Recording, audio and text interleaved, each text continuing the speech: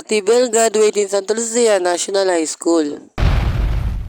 For today's video, ito nga po pala ang kaganapan pa rin po sa baha sa Kalumpit. At kung mapapansin nyo ay lubog pa rin po ang aming terrace at hindi pa rin po umuhupa ang tubig baha. Isang dangkal na lang po ay papasukin na po ng tubig baha ang aming loob. Kung nga po pala ay nasa terrace at nakalusog sa tubig baha.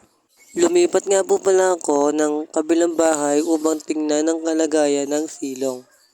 At para tingnan na rin kung gaano kalalim ang tubig sa silong. Kung mapapansin nyo po ay hanggang binti na po ang tubig sa silong, kapag umaba ka po ay mababasa na po ang inyong salawal.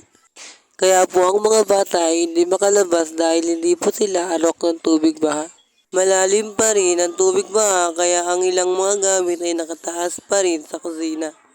Pati sa labas ng bahay hanggang binti pa rin ang tubig. Pati nga pala sa labas ng bahay hanggang binti pa rin ang tubig. Kaya yung kahapon na kulungan na aso ay lubog pa rin sa baha.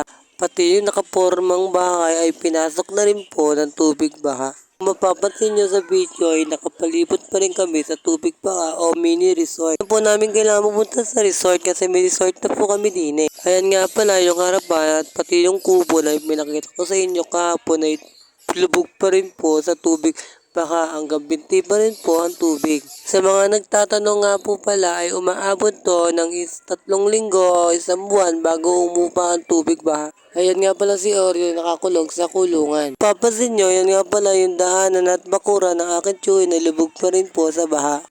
Yan nga po pala yung daan papunta sa bahay ng pinsang ko. Lubog din sa baha at hanggang binti rin diyan. Iyan nga po pala ang lawak ng aming bakura na punong-puno pa rin ng tubig baha. Parting nga po palang iyan ay malalim at hanggang bewang po ang tubig dahil hindi po masyadong natambakan ng lupa. Kung mapapansin nyo, ito nga po pala yung aming harapan na pinaggaganapan ng binyag at birthday ng aking family. Lubog sa baha kaya hanggang tugod ang tubig. Tingnan nyo, pati kapitbahay namin meron na rin po tubig. Dito na lang ang ating video. Salamat sa panonood.